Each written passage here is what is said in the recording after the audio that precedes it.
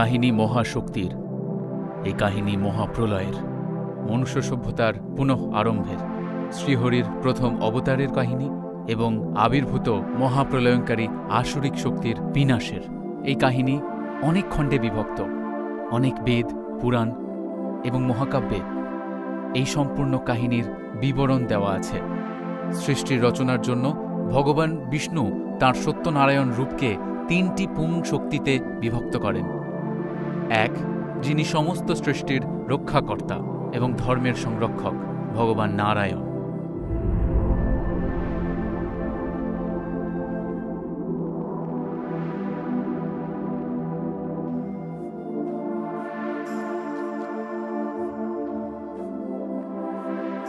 ব্রহ্মা, যিনি সমস্ত সৃষ্টির সৃজনশীলতার সঙ্গে যুক্ত, সৃষ্টির সঙ্গে যুক্ত অন্যান্য পারিপার্শ্বিক দেবতা এবং সমস্ত ধনাত্মক শক্তির পিতাও তিনি। হর, যিনি সমস্ত সৃষ্টির সংহারকর্তা এবং সমস্ত নিয়মের পালনকর্তা।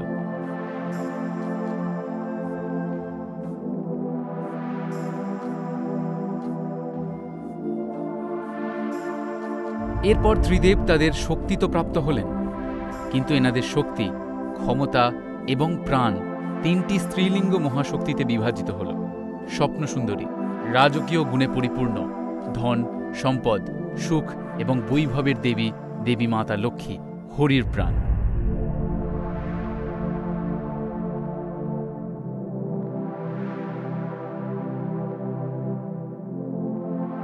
সমস্ত জ্ঞান, বিদ্যা, স্বর এবং কলার দেবী, দেবী সরস্বতী, যিনি ব্রহ্মার প্রাণ।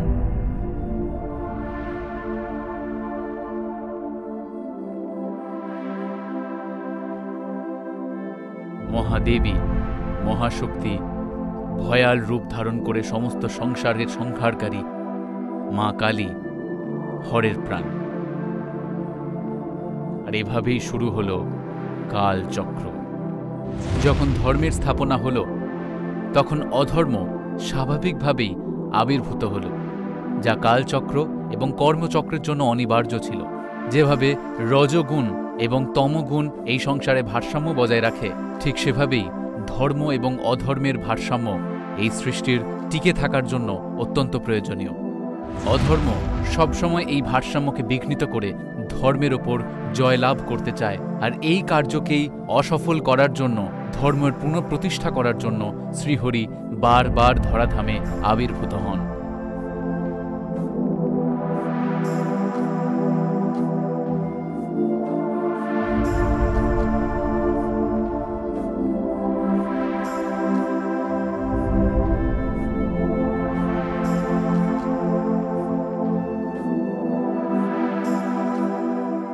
আজ এই অধ্যায়ে আমরা সৃষ্টির সবচেয়ে শক্তিশালী অসুরের কথা জানব। সেই অসুর এতটাই শক্তিশালী ছিল, তাকে ধ্বংস করার জন্য প্রলয়ের প্রয়োজন পড়েছিল এবং সৃষ্টিকে পুনঃপ্রতিষ্ঠা করতে হয়েছিল। এই মহাভয়ঙ্কর অসুরের নাম হয়গ্রীব অসুর।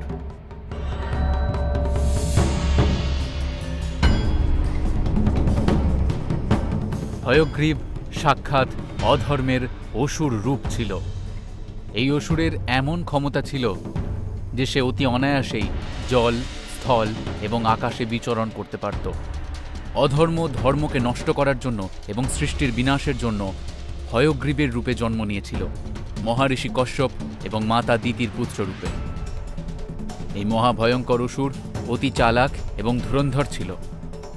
সম্পূর্ণ অধর্ম, তমস এবং আসুরি শক্তির নিয়ে জন্মগ্রহণ করলেও এই অসুর জানত যে তার উদ্দেশ্য পূরণের জন্য তাকে দেবীর তামসিক রূপের সাধনা করে তার থেকে বরদান লাভ করে শক্তি অর্জন করলে তবেই সে বিষ্ণুকে পরাজিত করতে পারবে। সেজন্যই সে সমস্ত ইন্দ্রিয়কে নিজের বশীভূত করে দেবী মায়ার বীজ মন্ত্র, রিং মন্ত্রের জপ করতে শুরু করল। 1000 বছর ধরে এই অসুর অবিচলভাবে এই মন্ত্রের জপ করে চলল, অবিচলভাবে একই সাধনা সে করে চলল।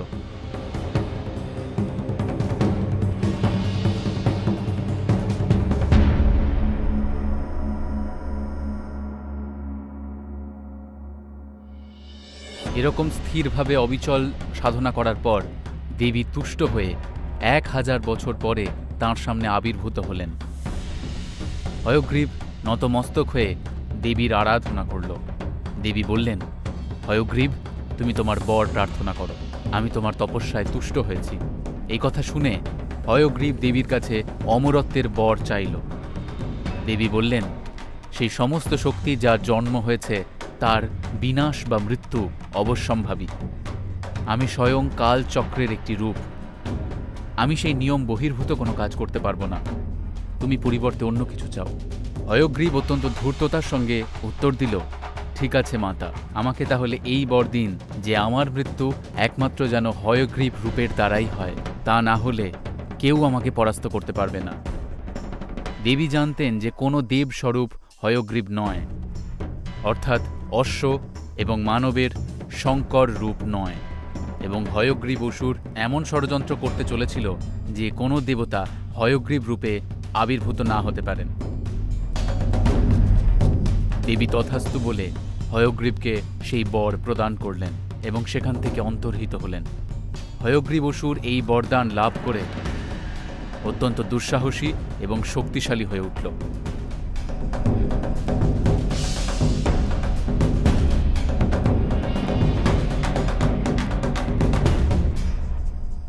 সে মহাসাগরের গভীরে গিয়ে তার সাম্রাজ্য স্থাপন করল, যাতে কোনো জীব হয়গ্রীব রূপ ধারণ করে সেখানে পৌঁছতে না পারে এবং তাকে সংহার না করতে পারে। এর ফলে যখনই কোনো অবতার জন্ম নেবে, সমুদ্রের গভীরে থাকার জন্য এক প্রবল তরঙ্গের উৎপত্তি হবে, যার দ্বারা হয়গ্রীব বুঝতে পারবে যে ভগবান বিষ্ণু আবির্ভূত হয়েছেন এবং সেটা হয়গ্রীব কিনা। তা যদি না হয় তাহলে তার কোনো মৃত্যু ভয় থাকবে না, এবং যদি হয় তাহলে সে মহাসাগরের গর্ভে গিয়ে লুকিয়ে পড়বে, যাতে বিষ্ণুর সেই রূপ তাকে স্পর্শ না করতে পারে। এরপর হয়গ্রীব প্রবল পরাক্রমের সঙ্গে অধর্মের স্থাপনা করা শুরু করল। অত্যন্ত শক্তিশালী অসুরী সেনা সংগঠিত করে সে জল, স্থল এবং আকাশে নিজের আধিপত্য বিস্তার করতে শুরু করল।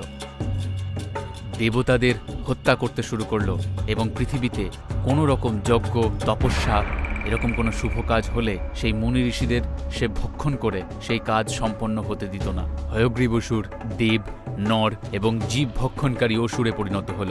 তার ভয়ে সমস্ত দেবতারা এবং ইন্দ্রলোকের সবাই কেঁপে উঠল। তার প্রতিকার করার জন্য অনেক দেবতারাই এগিয়ে এলো, যারা তাকে ব্যর্থ করার অনেক চেষ্টা করল, যেমন স্বয়ং ইন্দ্রদেব। এই কাজের জন্য হয়গ্রীব এমন এক ষড়যন্ত্র রচনা করল, যার পরে পৃথিবী থেকে ধর্মের অস্তিত্বই নিঃশেষ হয়ে যেত, আর কোনো দেবতা তার কোনো ক্ষতি করতে পারবে না। হয়গ্রীব অসুর জানত যে দেবতাদের শক্তি মর্তে ততক্ষণই প্রভাবশালী যতক্ষণ পৃথিবীতে ধর্ম আছে। প্রত্যেক কল্পে সৃষ্টিকে রচনা করার পর ব্রহ্মদেব যোগনিদ্রায় শায়িত হতেন। এই কথা হয়গ্রীব অসুর জানত। সে অপেক্ষা করল, আর কল্প শেষ হওয়ার সঙ্গে সঙ্গে যখনই ব্রহ্মদেব যোগনিদ্রায় শায়িত হলেন, সে অতি সঙ্গোপনে ব্রহ্মলোকে প্রবেশ করে 4খানা বেদ চুরি করে নিয়ে চলে এলো। সে 4খানা বেদ নিয়ে মহাসাগরের সবথেকে গভীরে নিক্ষেপ করল এবং ধর্মকে সম্পূর্ণভাবে বন্দী করে ফেলল। সে সমস্ত অসুরদের শক্তি দেবতাদের থেকে কয়েক গুণ বৃদ্ধি পেল এবং সমস্ত দেবতারা চিন্তিত হয়ে পড়ল। দেবতাদের মধ্যে আর সেই শক্তি রইল না যে সে হয়গ্রীব অসুর এবং তার সেনাবাহিনীর সামনে টিকতে পারে, আর শুধু মহাশক্তিরাই অবশিষ্ট ছিল। কিন্তু হয়গ্রীব অসুরের পাওয়া বরদান অনুযায়ী তার মৃত্যু অসম্ভব ছিল। মহাশক্তিদের এক বিশাল লীলা রচনা করার প্রয়োজনীয়তা পড়ল। সবসময় বলা হয় যে শ্রীহরির লীলার কোনো কুল কিনারা নেই। তখন এমনই এক লীলা তিনি রচনা করলেন যাতে হয়গ্রীব অসুরের বিনাশ সম্ভব হয়। একদিকে পৃথিবীতে হয়গ্রীব অসুর ধর্মের অস্তিত্বকে নষ্ট করছিল, তখন পৃথিবী থেকে অনেক দূরে, মহাকাশের ছায়াপথ থেকেও দূরে, ভবসিন্ধুর পারে শ্রী ভগবান বিষ্ণু এক মহাযুদ্ধে ব্যস্ত ছিলেন। ভবসাগর মহাসিন্ধুতে ভগবান বিষ্ণু সময়চক্র অনুযায়ী সৃষ্টি হওয়া অধর্মের বিভিন্ন রূপের সঙ্গে ঘোরতর যুদ্ধে লিপ্ত ছিলেন। এবং একে একে তাদের বিনাশ করছিলেন। তাদের ভবসাগর মহাসিন্ধুতে বিসর্জন দিয়ে এই যুদ্ধের পরিসমাপ্তি ঘটালেন। এই বিশাল মহাযুদ্ধের পর ক্লান্ত হয়ে বিষ্ণু একটি পাথরের গায়ে যোগনিদ্রায় শায়িত হলেন। তিনি এটাও জানতেন না যে তিনি তার ধনুক মাথা থেকে তখনও সরিয়ে রাখেননি। তার ধনুক তার মাথায় এভাবেই থেকে গেল। সমস্ত দেবতারা তার কাছে গেলেন আকুতি নিয়ে, হয়গ্রীবের আতঙ্ক থেকে তাদেরকে বাঁচানোর আকুতি নিয়ে। কিন্তু ততক্ষণে ভগবান বিষ্ণু গভীর যোগনিদ্রায় লীন হয়ে গেছিলেন। দেবতাদের আকুতি শুনে অন্যান্য মহাশক্তি হর এবং ব্রহ্মাও সেখানে এসে উপস্থিত হলেন এবং বিষ্ণুকে এই অবস্থায় দেখে চিন্তিত হয়ে গেলেন। ধনুকটি বিষ্ণুর কণ্ঠে আরও চেপে বসতে শুরু করল। তিনি অত্যন্ত বিপজ্জনক মুদ্রায় যোগনিদ্রায় শায়িত ছিলেন। এদিকে যোগনিদ্রা ভঙ্গ হলেও ঘোর পাপের ভাগিদার হতে হতো বাকি দেবতাদের, কিন্তু যদি না জাগানো হতো তাহলে সৃষ্টি ছাড়খাড় হয়ে যেত। এই অবস্থায় ব্রহ্মা দিব্য উঁই পোকার সৃষ্টি করলেন এবং তাদেরকে বললেন যে ধনুকের যে অংশটা মাটিতে আছে সেগুলোকে খেয়ে হরিকে এই বন্ধন থেকে মুক্ত করো। উঁই পোকারা বলল যে হে ব্রহ্মাদেব, যদি আমরা এমন কার্য করি তবে বিষ্ণুর যোগনিদ্রা ভঙ্গ করার মতো মহাপাপের ভাগিদার হব আমরা এই কাজ কিভাবে করব? তখন ব্রহ্মা বললেন যে যখন যে কোনো যজ্ঞ, তপস্যা বা এরকম কোনো ধার্মিক কাজ পৃথিবীতে অনুষ্ঠিত হবে, ততক্ষণ যে কোনো বস্তু যাকে আহুতি দেওয়া না হয়েছে তা তোমাদের ভাগে পড়বে এবং এভাবেই তোমরা এই মহাপাপ থেকে মুক্তি পাবে। এই বর প্রাপ্ত হয়ে উঁই পোকারা ধনুকের যে অংশ মাটি স্পর্শ করেছিল তাকে খেতে শুরু করল এবং আস্তে আস্তে বিষ্ণুর মুন্ডু ছিলামুক্ত হলো। যখনই ছিলামুক্ত হলো তখন তাঁর মুন্ডু অত্যন্ত বেগের সঙ্গে নিচের দিকে এলো এবং একসময় তাঁর মস্তক ছিন্ন হয়ে মহাসিন্ধুতে গিয়ে পড়ল। এর ফলস্বরূপ সমস্ত সৃষ্টিতে প্রলয় ঘনিয়ে এলো। তখনই সমস্ত দেবতারা দেবী যোগমায়ার কাছে প্রার্থনা করতে শুরু করল, কারণ একমাত্র তিনি সমগ্র বিষ্ণু লীলার শক্তির ধারক এবং তিনি একমাত্র এই লীলা এবং এই বিপদের সমাধান দিতে পারতেন। মাতা আবির্ভূত হলেন এবং জানালেন নিজেকে হয়গ্রীব রূপে পরিবর্তন করার জন্য স্বয়ং বিষ্ণু এই লীলা রচনা করেছেন। ঠিক তখনই বিশ্বকর্মা অশ্বের মুন্ডু তাঁর মস্তকে স্থাপন করে বিষ্ণুকে হয়গ্রীব রূপী বিষ্ণু রূপে পরিবর্তিত করলেন। তখন বিষ্ণু তাঁর যোগনিদ্রা ভঙ্গ করে সমস্ত দেবতাদের আশীর্বাদ করে জানালেন যে যদি তিনি আবির্ভূত হতেন তাহলে তাকে জন্ম নিতে হতো, কিন্তু এই লীলা রচনা করে তিনি বিষ্ণুই থাকলেন, শুধু তাঁর মুখমণ্ডল পরিবর্তিত হল এবং দেবীর হয়গ্রীব অসুরকে দেওয়া বরদানের মর্যাদাও রক্ষা করা হলো। এবার আমি হয়গ্রীব অসুরকে বিনাশ করব, কিন্তু ইতিমধ্যে পৃথিবীতে পাপ এবং অধর্মের বিস্তার এতটাই হয়ে গেছে যে এটা পর্যাপ্ত হবে না। তখন শিব বললেন যে হে হরি, আপনি মৎস্যরূপে পৃথিবীতে আবির্ভূত হন। বেদের মুক্তির জন্য এটি অনিবার্য। বেদ মুক্তি না পেলে ধর্ম বন্ধন থেকে মুক্ত হবে না। আমি পৃথিবীতে মহাপ্রলয় আনব, সমগ্র পৃথিবী জলমগ্ন হয়ে যাবে, পৃথিবীর প্রাণ শক্তি বিনাশ হবে।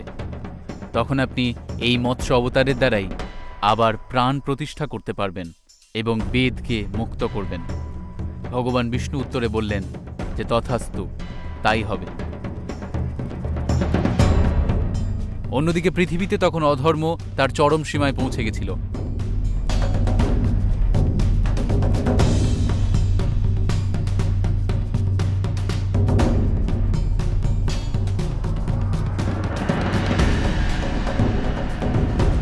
তখন একজন ধর্মনিষ্ঠ রাজা সত্যব্রত, যে তার সমস্ত রাজ্যভার তার সন্তানদের ওপর অর্পণ করে নিজে বিষ্ণুর আরাধনায় লিপ্ত ছিলেন, তিনি বিষ্ণুর পরম ভক্ত ছিলেন। একদিন প্রাতঃকালে তিনি স্নানাদির পর ভগবান সূর্যদেবকে জল অর্পণ করছিলেন। জল অর্পণ করার জন্য ঝিল থেকে তাঁর কমণ্ডল দ্বারা জল তুলে যখন তিনি অর্পণ করলেন, তখন দেখতে পেলেন যে একটি ছোট্ট মাছ সেই জলের মধ্যে এসে উপস্থিত হয়েছে। মাছটি নীল বর্ণের ছিল।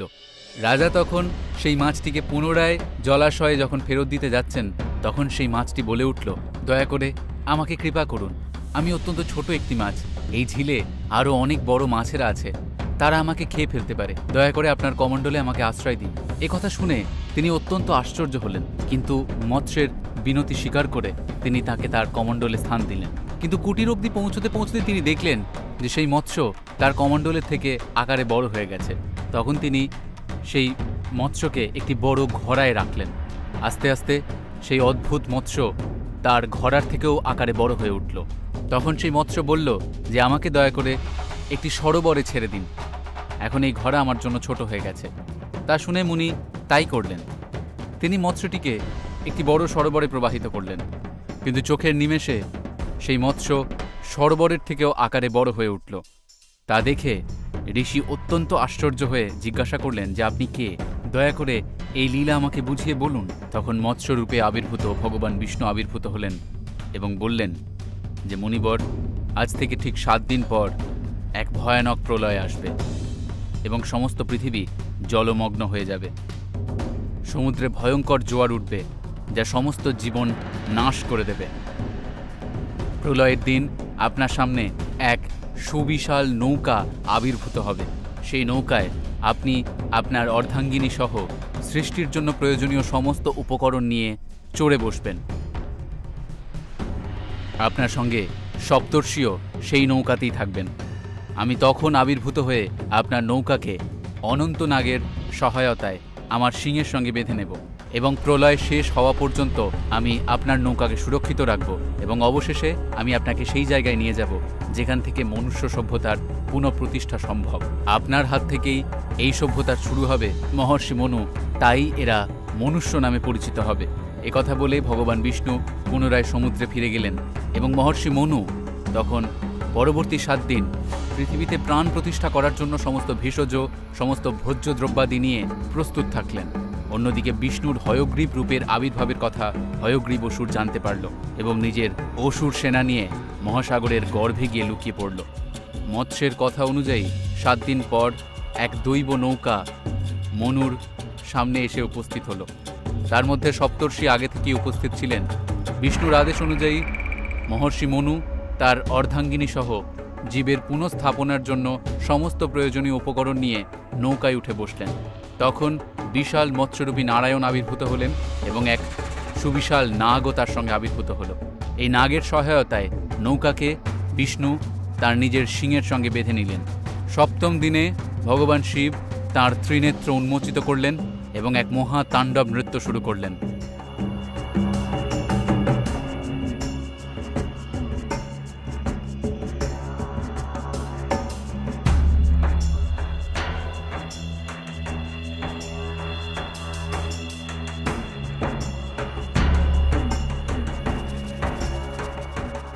মৎস্য নারায়ণ নৌকাকে এক স্থানে এসে সুরক্ষিত জায়গায় রাখলেন।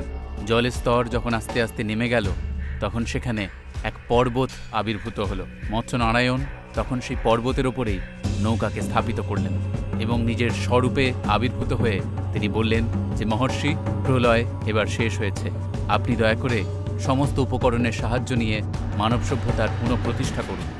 এই কথা বলে অনন্ত নাগসহ বিষ্ণু অন্তর্হিত হলেন এবং তীব্র গতিতে চলে গেলেন হয়গ্রীবের দিকে। নিজের মৎস্য পঙ্খের সহায়তায় এক তীব্র ঠোকর দিয়ে হয়গ্রীব সহ তার সমগ্র অসুর সেনাকে মহাসাগরের গর্ভ থেকে বার করে নিয়ে এলেন।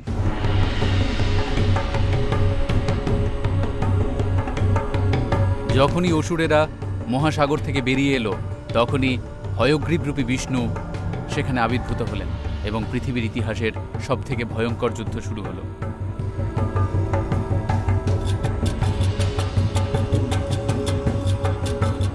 মৎস্য নারায়ণের প্রকোপে সমগ্র অসুর সেনা ত্রাহি ত্রাহি রব করতে শুরু করল।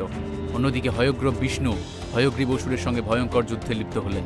হয়গ্রীব অসুরের কাছে ধনুক, ত্রিশূল এবং অত্যন্ত ধারালো নখ ছিল এবং এছাড়াও সে হয়গ্রীব রূপী হওয়ার জন্য তার কাছে হয়গ্রীবের মতো বল, শক্তি, ক্ষমতা ছিল। তার কাছে হয়গ্রীবের খুর ছিল যার মধ্যে অসীম শক্তি ছিল। এই সব কিছু নিয়ে সে আঘাত করতে শুরু করলো এবং ভগবান বিষ্ণু অত্যন্ত পরাক্রমের সঙ্গে সেই আঘাতকে প্রতিহত করতে শুরু করলেন। অন্যদিকে মৎস্য অবতার সমস্ত অসুর সেনার বিনাশ করে ফেলল। এবং মহাসাগরের গর্ভ থেকে বেদকেও মুক্ত করল। দুই হয়গ্রীবের মধ্যে যুদ্ধ বহু দিন ধরে চলল।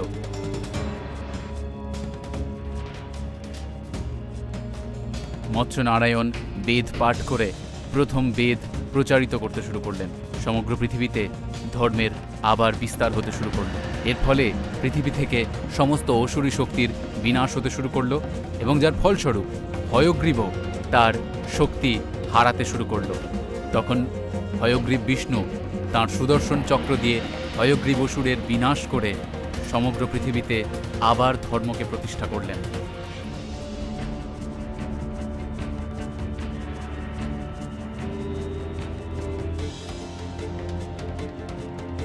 সমস্ত দেবতারা তাদের শক্তি ফিরে পেলেন। অন্যদিকে মৎস্যরূপী নারায়ণ আবার ব্রহ্মাদেবকে বেদ হস্তান্তর করলেন, যাতে তিনি সৃষ্টির সৃজন করতে পারেন। যুদ্ধ শেষ হলে ভগবান বিষ্ণু আবার তাঁর নির্মল রূপ ধারণ করলেন এবং যোগ ও নিদ্রায় শায়িত হলেন। শ্রী মৎস্য নারায়ণ জানালেন তিনি এই রূপে সৃষ্টির বিনাশ পর্যন্ত তিনি এই রূপেই মহাসাগরের গভীরে বিরাজমান থাকবেন এবং প্রলয়ের সময় তিনি পুনরায় আবির্ভূত হয়ে জগৎ কল্যাণ করবেন। এভাবেই মনুষ্য সভ্যতা যা আমাদের কাছে পরিচিত তা মলয় পর্বত থেকে শুরু হলো। মলয় পর্বতের আসল অবস্থান সম্পর্কে আজও ঐতিহাসিকদের মধ্যে তর্ক হয়, কিন্তু বলা হয় মলয় পর্বত ভারতের দক্ষিণ দিকে অবস্থিত। এটি পশ্চিমঘাট পর্বতমালার সেই অংশ যা মহীশূর রাজ্যের দক্ষিণে এবং ট্রাভাঙ্কোরের পশ্চিমে অবস্থিত। পুরাণে এই পর্বতকে সাতকুল পর্বত নামে অভিহিত করা হয়েছে, কিন্তু কোনো পুরাণেই এই পর্বতের আসল অবস্থিতি সম্পর্কে কোনো তথ্য নেই। বর্তমানে সকল বিদ্বানরা মনে করেন যে এই পর্বত দক্ষিণ ভারতে অবস্থিত। কেউ কেউ মনে করেন যে রাজা সত্যবান বৈবস্বত মনু দ্রাবিড়িয়ান ছিলেন, এবং অন্যদিকে কেউ কেউ মনে করেন যে দ্রাবিড় বংশীয় সভ্যতার উৎপত্তি প্রলয়ের পর থেকেই শুরু হয়েছিল। কেউ কেউ এটাও মনে করেন যে মলয় পর্বত, যা বর্তমানে হিমাচল প্রদেশে অবস্থিত, সেখান থেকেই মানব সভ্যতার আবার রচনা সম্ভব হয়। দ্রাবিড়িয়ান সভ্যতা মানব সভ্যতার প্রথম সভ্যতা, যা অনেক বিদ্বান আজও মনে করেন। কিন্তু প্রলয়ের পর মানব সভ্যতার পুনঃপ্রতিষ্ঠা আবার উত্তর অংশ থেকে হয়েছিল নাকি দক্ষিণ অংশ থেকে, তা নিয়ে তর্ক আজও চলছে। আপনি কি মনে করেন? আপনি আমাদের কমেন্ট করে নিশ্চয়ই জানান। এখনকার মতো আমরা এই কাহিনী এখানেই শেষ করছি। পরবর্তী অধ্যায়ে আমরা জানব ভগবান বিষ্ণুর দ্বিতীয় অবতারের কথা।